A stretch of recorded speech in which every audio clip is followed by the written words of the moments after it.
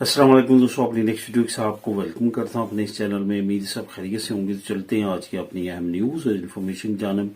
सबसे पहले तो बात करेंगे कि ऐसी जराइम जिनकी वजह से आप पेपर और नेशनलिटी से महरूम हो सकते हैं, आपको नहीं मिलेंगे, ना सिर्फ स्पेन में बल्कि पूरी शेंजन और यूरोपीय यूनियन में। इस पे काफी अहम मालूमात हैं जो आप लोगों के साथ शेयर करूंगा। इस पे कुछ दोस्तों की कमेंट आए हैं, वो भी कवर करेंगे। उसके बाद स्पेन असाइलम वालों के लिए एक अदालती अहम आर्डर जारी किया गया। एक कोलंबियन असाइलम सीकर थी जिसने एक केस दायर किया था जिसका फैसला आया। बहुत सारे असाइलम और अजील वाले जो स्पेन में रह रहे हैं और उनके जहन में कोई क्वेश्चन हैं जो यहाँ पे भी अमूमन तौर पे कमेंट करते हैं, उनके लिए काफी अहम जवाबात हैं इस आर्डर में, तो इस पे भी बात करेंगे। उसके बाद स्पेन हुकूमत का इमिग्रेंट्स के लिए एक नया सिस्टम जो है वो लाने का फैसला जो 2026 में इम्प्लीमेंट होने जा रहा है, इस पे बात करेंगे। आखिर में बात करूंगा कि स्पेन में जिन लोगों का तकरीबन तमाम लोगों के पास बैंक अकाउंट होता है, उनके लिए काफी अहम नया कानून जो है वो हुकूमत की तरफ से उसको लॉन्च किया गया। असिंदा की जानब से उन्होंने एक अहम आर्डर दिया है 2026 में अगर आपने एहतियात ना की और जो नया कानून है उस पर अगर आपने उसकी पासदारी ना की तो आपको बड़े मसाइल का सामना करना पड़ सकता है। तो इस पर बात करेंगे वीडियो की आखिर में। तो दोस्तों लिंक कौन कौन से आपको मिलेंगे ये बताता चलूं। एक तो स्पेन असाइलम वालों के लिए जो नया अदालती आर्डर है, इसका लिंक नंबर 1। स्पेन हुकूमत का इमिग्रेंट्स के लिए जो नया सिस्टम लाने का ऐलान है वो लिंक नंबर 2। ये दोनों लिंक्स आपको डिस्क्रिप्शन में मिल जाएंगे, इनको क्लिक करके आप खुद भी रीड कर सकेंगे। इसके साथ साथ लाजमी तौर पे चैनल को सब्सक्राइब करें ताकि मजीद ऐसी आने वाली वीडियोस आप तक बर वक्त पहुंच सकें। तो दोस्तों बात करते हैं सबसे पहले, और डिटेल की तरफ जाने से पहले आपको बताता चलूं कि मैंने जो व्हाट्सएप चैनल शुरू किया है जहां पे मैं बहुत ज्यादा इम्पोर्टेंट वो इन्फॉर्मेटिव वीडियो जो मैंने काफी अर्सा पहले बनाई है लेकिन आपको चैनल पे मिल नहीं रही, तो वहां पे मैं जो है वो शेयर कर देता हूं। आपको भी ऐसी कोई इन्फॉर्मेशन या कोई ऐसी वीडियो चाहिए हो तो लाजमी तौर पे आप जो है वो कमेंट कर सकते हैं। वैसे भी हर वीडियो के नीचे जो डिस्क्रिप्शन में मैंने मेन वीडियोस के लिंक दिए हुए हैं, वहां पे आप डायरेक्ट जाके क्लिक करके भी जो है वो उन वीडियोस को वॉच कर सकते हैं। लेकिन वहां पे व्हाट्सएप चैनल को फॉलो लाजमी तौर पे कर लें। वहां पे मैं तकरीबन डेली हर दूसरे दिन अहम वीडियो जो है वहां पे भी शेयर कर देता हूं जो मैं समझता हूं कि आपको उसकी काफी ज्यादा इन्फॉर्मेशन की जरूरत है या कमेंट्स के मुताबिक। तो बात करते हैं जराइम कौन कौन से हैं जिनकी वजह से आप पेपर और नेशनलिटी से महरूम हो सकते हैं। यहाँ पे चंद एक चीजें हैं जो बहुत ज्यादा आपने जहन में रखनी है। अभी रिसेंटली अदालत उसने अपील भी की थी, अदालत में गया।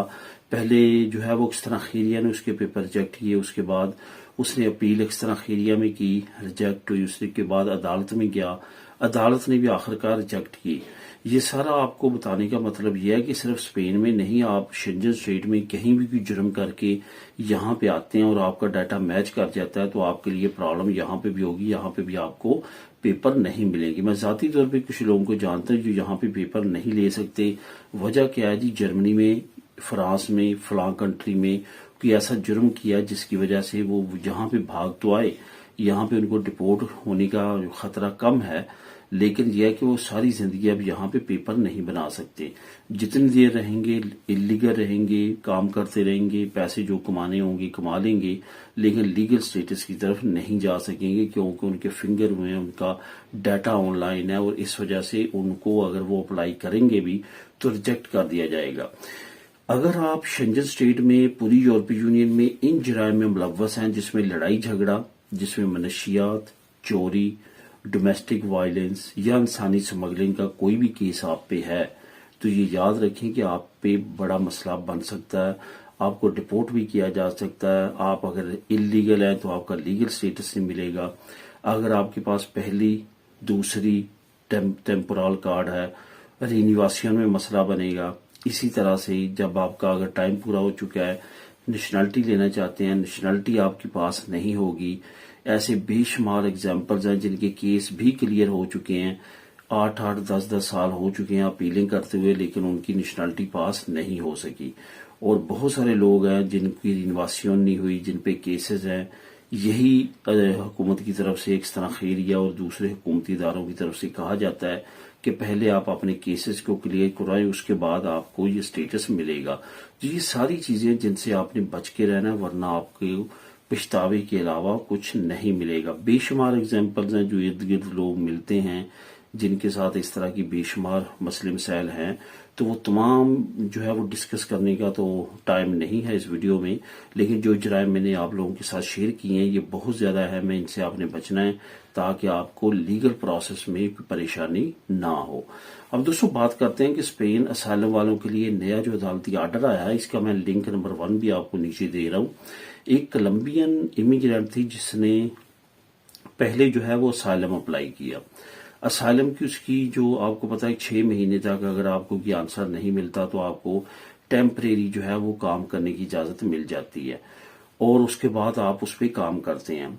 उसके बाद जो है अगर आपका वो केस रिजेक्ट हो जाता है तो अब दोबारा आप जीरो पे आ जाते हैं, मतलब कि जो आपने काम किया, जो आपने टैक्स पे किया, जो सारी चीजें की, आपका आप बिजनेस कर रहे थे, वो सारे का सारा दोबारा जीरो हो जाता है। तो उस पे एक कानून कभी आया था कि आप रेगो लिबराल अप्लाई कर लें, लेकिन इस कोलंबियन ने रेगो लिबराल अप्लाई की, उसी कानून के तहत उसको रिजेक्ट कर दिया गया। उसके बाद ये अदालत में गया, अब अदालत ने भी इसके खिलाफ आर्डर दिया है। अदालत ने कहा है कि आप बिल्कुल भी जो है वो रेगो लिबराल अप्लाई नहीं कर सकते जब तक आपका असाइलम चल रहा है। एक तरफ तो आपने असाइलम की फाइल जो है आपने वापस नहीं ली, या उसको रिजेक्शन के बाद आपने अपील नहीं करनी थी, उसको डिसमिस कर देना था। इस कोलंबियन ने ये गलती की कि उधर अपील भी की और इधर से जो है वो अरेगो लिबराल अप्लाई कर दी। उससे क्या हुआ कि दोनों केसेस चलते रहे, जिसपे अब अदालत ने फैसला दिया है कि ऐसा मुमकिन नहीं है कि दोनों तरफ से आपके केस इनपुट हों और उस पर वर्किंग जारी हो, तो उसके केस को रिजेक्ट कर दिया गया है। ये एक एग्जाम्पल है दूसरे असाइलम सीकर्स के लिए। यहाँ पे मैं एक बात और भी बताता चलूं कि जो स्पेन है वो असाइलम और अजील के लिए शेंजन स्टेट यूरोपीय यूनियन का मुश्किल तरीन मुल्क है। यहाँ पे असाइलम या अजील अप्लाई नहीं करनी चाहिए। यहाँ पे दूसरे जो मौके दिए गए हैं लीगल होने के लिए उनकी तरफ जाना चाहिए, क्योंकि बेशुमार लोग ऐसे हैं जो वहां पे टाइम जाया करके मसले मसाइल में पढ़ के वापस जो है वो अराइवल्स की तरफ आए हैं और उनका टाइम जो है वो दोबारा से स्टार्ट हुआ है। इस वजह से टाइम अपना कीमती जो है उसको जाया होने से बचाने के लिए आपको पहले ही अराइवल्स की तरफ आना चाहिए।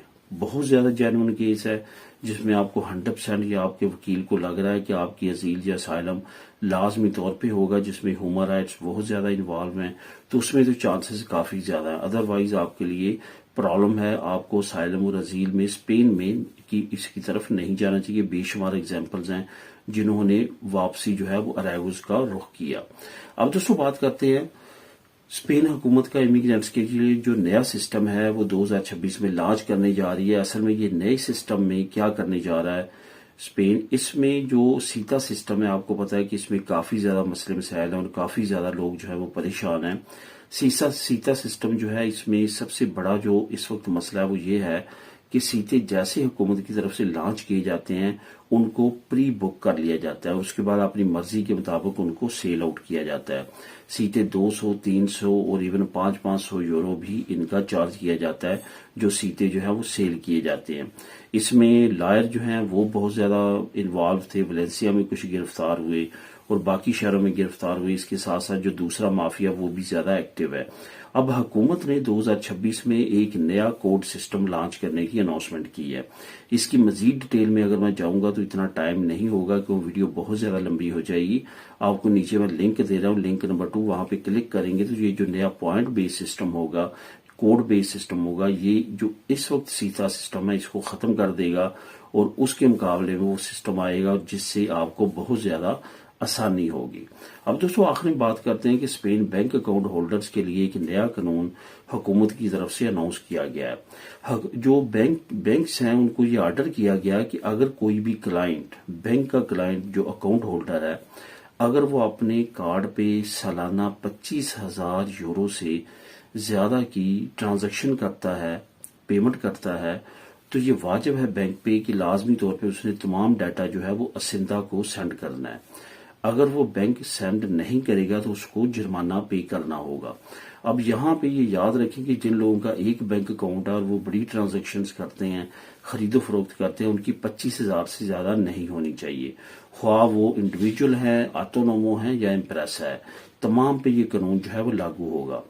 अगर उनके 2-3 अकाउंट हैं तो फिर वो डिफरेंट अकाउंट से ट्रांजैक्शंस कर सकते हैं, लेकिन उसकी लिमिट भी 25,000 से ज्यादा नहीं होनी चाहिए। अगर जाएगी तो बैंक फौरन नसिंदा को इन्फॉर्म कर देगा, तो आपके लिए प्रॉब्लम होगी।